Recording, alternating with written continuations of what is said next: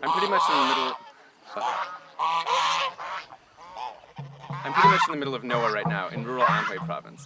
But I heard that there's a kid here who's really into home brewing, and today he's actually launching his own craft beer brand.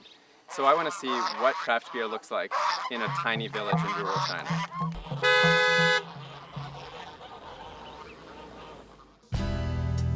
I met Moore at Dog's Bistro, the bar he runs out in Bishan, a tiny artist hamlet. After starting the bar, he got into homebrewing a year ago, and today he was getting ready for the launch party of his own craft beer brand. 那我想，在国外的乡村，比如说美国，在乡村里有个酒吧，应该是比较平常的事情啊。比如在欧洲有一些小的酒馆，都是当地人去的。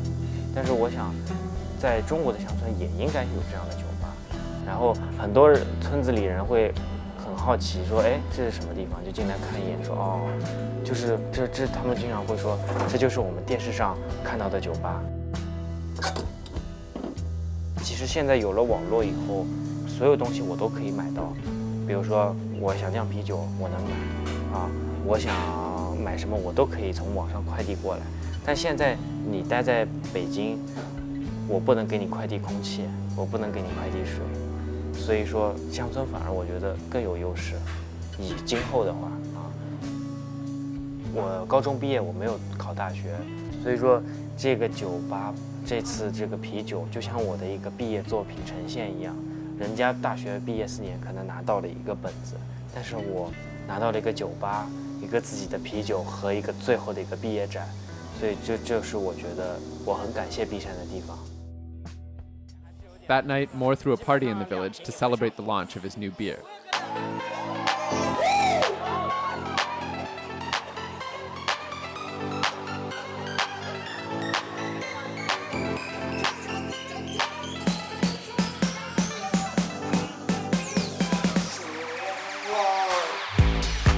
Everybody was there. Kids, grannies, Shanghai socialites, and a tractor at the center of it all.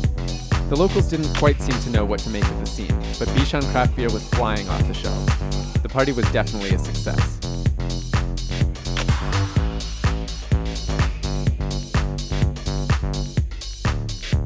After the launch, I met up with Moore and Zongwen, Moore's brewing collaborator on Bishan craft beer. 我们真的作为一个消费者 consumer, we have to drink shit? No. We don't want to drink shit. We want to drink something good. Yeah. 我们有一个相同的认识，就是说精酿啤酒的这种成长，不光是精酿啤酒本身的一种成长，是我们认为是一种年轻人寻找突破的一种成长。为什么我们必须要喝我们上一代或者说之前给予的那种啤酒的定义？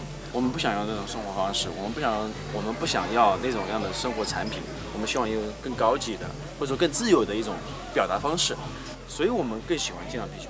Lager is not forever. Exactly. 酿啤酒，酿我们自己喜欢喝的啤酒，不考虑能不能卖掉啊。我们就在乡村里卖，你们喜欢你们就来这里玩，所以我们的精神是一样的。精酿啤酒跟这个在碧山的精神是共通的，所以为什么我想把精酿啤酒引进碧山，就是这个道理。This is the reason.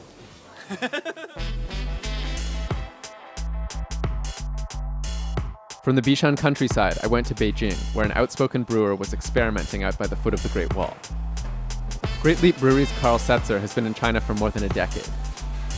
Instead of adding brewer's yeast to turn the mixture of barley and hops into alcohol, he's using a technique called wild fermentation, which uses yeast floating in the air to ferment beer. You want to come up? Yeah. It's like a sea captain's bridge. You need permission. So if you were filming at any of our other spots, you would see attention to how many liters per water and then the max efficiency of the actual mash. But for this, you literally just want all the stuff that's in there to go and be presented to the bugs so they can sour it. So when you're in Northern Europe, they have things that look similar to what's hanging over your head, which is a cool shit because they want to be able to capture the wild bacteria and yeast in the air. And so the idea of using what's in the air to inoculate the beer that you just brewed with the understanding and the expectation that it'll be spontaneous and funky or tart is new for China, but very old in other parts of the world. But when we first started, it was a lot of, the Chinese don't like bitter, the Chinese this, the Chinese that. They can't drink a lot of beer. That's why all the continental lagers that are sold here are so light. the Yanjings, the Qingdaos, the Pearl Rivers. But how can you go to any of the regional cuisine representations of Chinese food in Beijing and tell me that they don't have the palate to understand an IPA? I think, when Boxing Cat first started, the tagline was, American beer in Shanghai. And when Master Gao first started, it wasn't called Master Gao's, it was called Oktoberfest, and it was just kind of like German beer.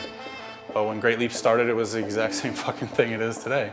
It's, the 4 beers that we started with in October of 2010 were the Pale Ale No. 6, the East City Porter, the Honey Ma Gold, and the Cinnamon Rock Ale, and they're still on the menu every day. And it's locally malted barley, it's locally grown hops. That's the rock I'm pushing up the hill. The assumption is that the local raw material is worse. Well, imported is better, foreign is better, international is better in terms of how we consume. But that's not the way it was 100 years ago here. People fought wars to get access to the things that were made in China. Carl let me taste some of his first batch of wild fermented beer, which he's been aging in whiskey barrels.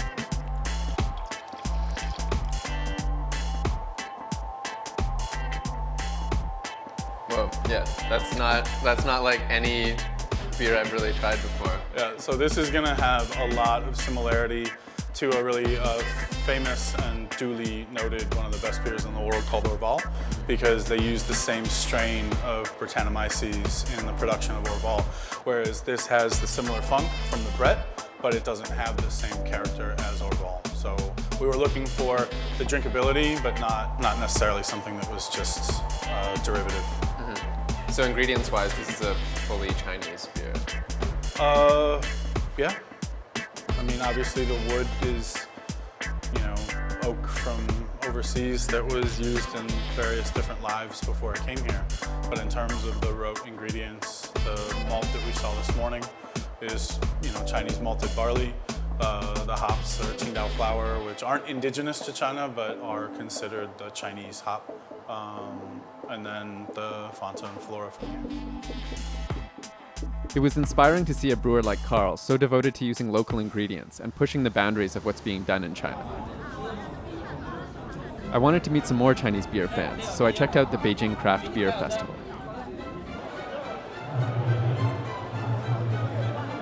There was a home brewing competition and lots of eager drinkers already sampling brews at 11 a.m. 就是你们都点了什么酒？我点了2个，然后就这个是海洋蟑螂啊，上一个单喝的是什么来着？IPA，是 Brooklyn 那个 IPA。所以你们就是主要是想尝一下国外的啤酒吗？都想尝一下吧。对，国内国外的都想尝一下，就是票有点少。啊，以前精酿不是国外比较多，然后现在国内开始做了，我们想尝一尝。今天准备喝多少？我们有很多券，把票用完再说吧。啊，每一种都想尝一尝。啊，就是你们今天都喝了什么酒？小麦啊，各斯、赛森、IPA 世涛、波特，还有水果啤酒啊，酸啤酒都有。怎么样才开始就是对精酿啤酒感兴趣？兜里有点钱了就开始，这样就不要再喝拉格了。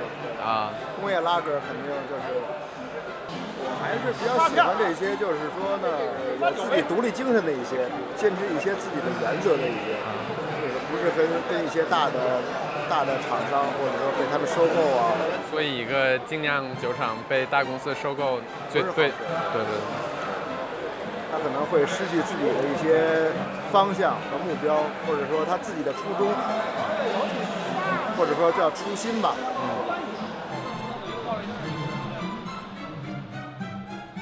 The sheer level of interest in craft beer and people's willingness to try new flavors made it clear just how much potential the Chinese scene has.